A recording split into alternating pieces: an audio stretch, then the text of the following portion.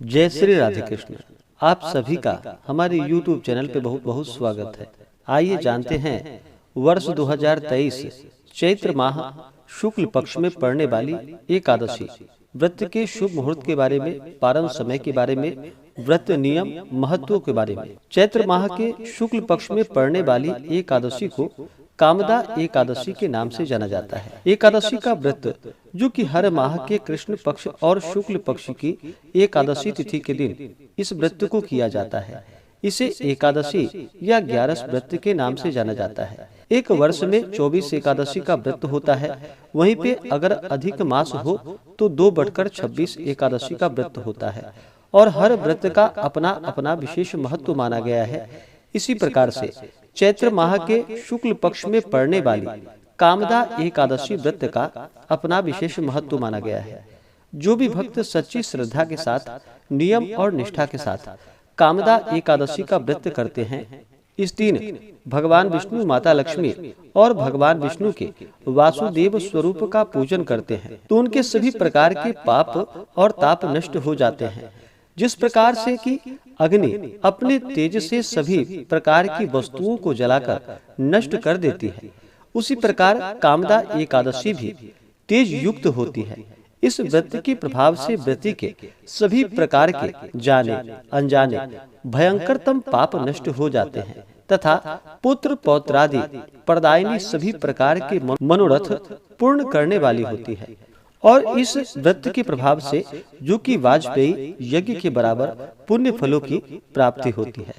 जो भी एकादशी का व्रत करते हैं उन्हें एकादशी व्रत के लिए जो कि 10वीं के दिन से ही व्रत में नियम का पालन करना चाहिए। 10वीं तिथि के दिन जो कि सूर्यास्त होने से पहले ही भोजन ग्रहण कर लेनी चाहिए। 10वीं तिथि के दिन जो कि हविष्यान्न भोजन ग्रहण करना चाहिए, जैसे कि जौ, गेहूं, मूंग आदि का प्रयोग करना चाहिए। आप घृत का प्रयोग कर सकते हैं, तेल आदि का प्रयोग नहीं करना चाहिए। शुद्ध और सात्विक आहार ही ग्रहण करनी चाहिए। तामसिक वस्तुओं का प्रयोग जैसे कि मांस, मदिरा, लहसुन, प्याज आदि का प्रयोग बिल्कुल भी नहीं करना चाहिए। जौ, गेहूं, मूंग, सेंधा नमक, घृत आदि मिश्रित ही भोजन ग्रहण करनी चाहिए, वो भी सूर्यास्त होने से पहले ही। उसके बाद फिर अपने दांतों को अच्छे तरह से साफ कर ले और रात्रि 10वीं के दिन जो कि भगवान विष्णु के नाम का और एकादशी व्रत का स्मरण करते हुए सोना चाहिए, ब्रह्मचर्य का पालन करते हुए सोना चाहिए। और एकादशी तिथि के दिन सुबह ब्रह्म मुहूर्त में उठ करके नित्य क्रियाओं से निवृत्त हो करके गंगा नदी में या घर के नहाने के पानी में ही थोड़ा सा गंगा जल मिला करके स्नान करना चाहिए। शुद्ध वस्त्र धारण करके व्रत का संकल्प लेना चाहिए। भगवान विष्णु, भगवान वासुदेव से प्रार्थना करनी चाहिए कि हे भगवान विष्णु, आज मैं कामदा एकादशी का व्रत रखने जा रहा हूँ या रखने जा रही हूँ। इस प्रकार से भगवान से प्रार्थना करें कि मेरे सभी प्रकार के पाप और ताप नष्ट हों, मेरे दैहिक, दैविक और भौतिक सभी पाप नष्ट हों। आपके मन में जो भी इच्छा हो, जो भी कामना हो तो आप प्रभु से कहें। इस प्रकार से भगवान से प्रार्थना करते हुए एकादशी तिथि के दिन जो कि सुबह और शाम के वक्त पूरे विधि विधान के साथ भगवान विष्णु का पूजन करना चाहिए। इस दिन भगवान विष्णु का जो कि शाम के समय में कामदा एकादशी के व्रत में जो कि दोलारूढ़ करके भगवान का पूजन करना चाहिए और उसी के सम्मुख जो कि जागरण आदि करते हुए ही एकादशी की रात्रि को व्यतीत करना चाहिए और द्वादशी तिथि के दिन जाकर के फिर व्रत का पारण जो कि समय के अनुसार करना चाहिए। इस प्रकार से व्रत को धारण करने से व्यक्ति के सभी प्रकार के जाने और अनजाने में किए गए पाप और ताप भी नष्ट हो जाते हैं। तो आइए जानते हैं चैत्र मास शुक्ल पक्ष वर्ष 2023 कामदा एकादशी व्रत के शुभ मुहूर्त के बारे में और पारण समय के बारे में।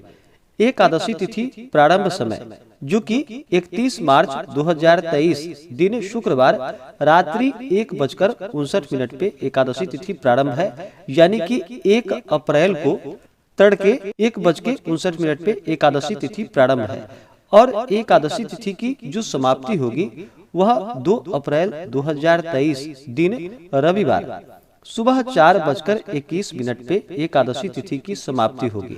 तो हमें सूर्योदय व्यापनी के अनुसार और पूर्ण समय जो हमें एकादशी के लिए प्राप्त हो रहा है वह समय 1 अप्रैल 2023 दिन शनिवार को प्राप्त हो रहा है और द्वादशी तिथि की जो समाप्ति है वह 3 अप्रैल 2023 दिन सोमवार को सुबह 6:26 पे द्वादशी तिथि की समाप्ति होगी।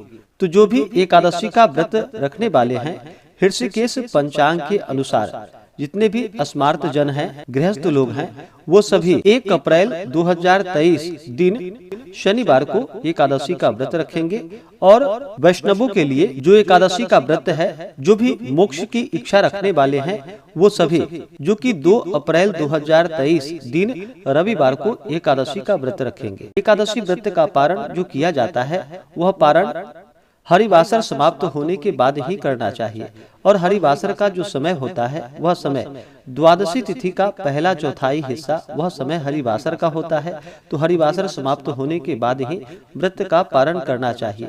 तो द्वादशी तिथि की समाप्ति 3 अप्रैल 2023 दिन सोमवार को सुबह 6:26 पे द्वादशी तिथि की समाप्ति है।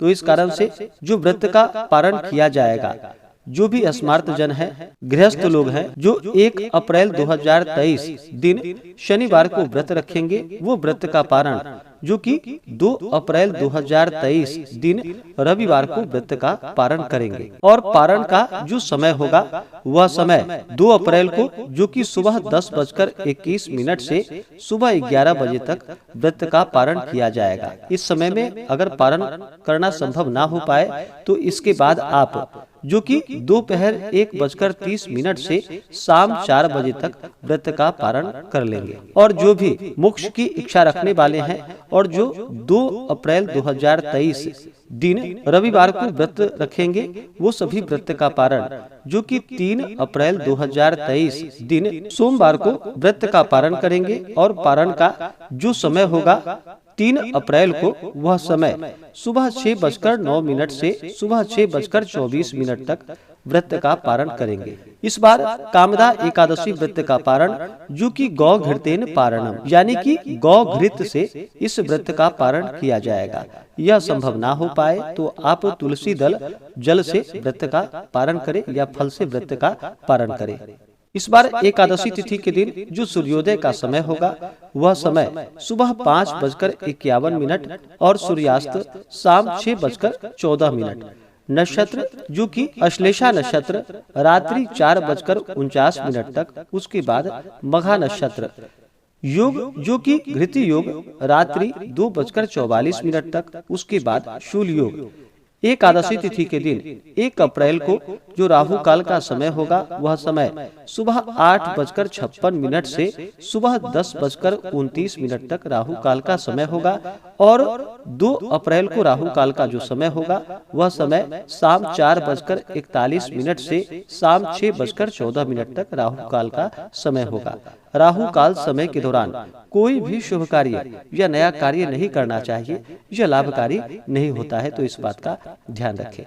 जो भी एकादशी का व्रत करते हैं, उन्हें एकादशी व्रत के दौरान जो कि नियमों का पालन करना चाहिए। व्रत रखने वाले को व्रत के दौरान किसी के ऊपर क्रोध नहीं करनी चाहिए। अपने मन में किसी के प्रति ईर्ष्या या द्वेष का भाव नहीं लाना चाहिए। ब्रह्मचर्य का पालन करना चाहिए। एकादशी का व्रत जो कि कामदा एकादशी के व्रत में दिन रात्रि उपवास रहते हुए व्रत को धारण करना चाहिए। जो उपवास नहीं रह पाते हों, जिनका स्वास्थ्य सही ना हो, वो एक समय फलाहार ग्रहण करें और भगवान का पूरे विधि विधान के साथ सुबह और शाम के वक्त पूजन करें।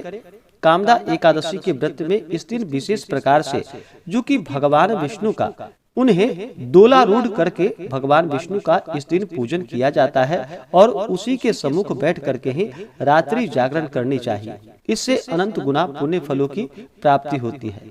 इस दिन भगवान विष्णु का विशेष करके इन्हें जल अर्पित करें, पंचामृत से भगवान का अभिषेक करें, शुद्ध गंगा जल से अभिषेक करें, भगवान को पीला वस्त्र चढ़ाएं, पीला पुष्प अर्पित करें। भगवान विष्णु को अक्षत नहीं चढ़ाया जाता है, तो इस बात का ध्यान रखें। अक्षत की जगह भगवान को जो कि काले तिल अर्पित करें, तुलसी दल अर्पित करें, फिर धूप और दीप दिखाएं। अनेक प्रकार का नैवेद्य भगवान को अर्पित करें। दूध से बने हुए मिठाई हो, अगर आप अपने घर पे तैयार करते हो तो उसका भोग भगवान को लगाए, या जितने भी प्रकार के ऋतु फल मिल सके वो इस दिन भगवान को भोग लगाए।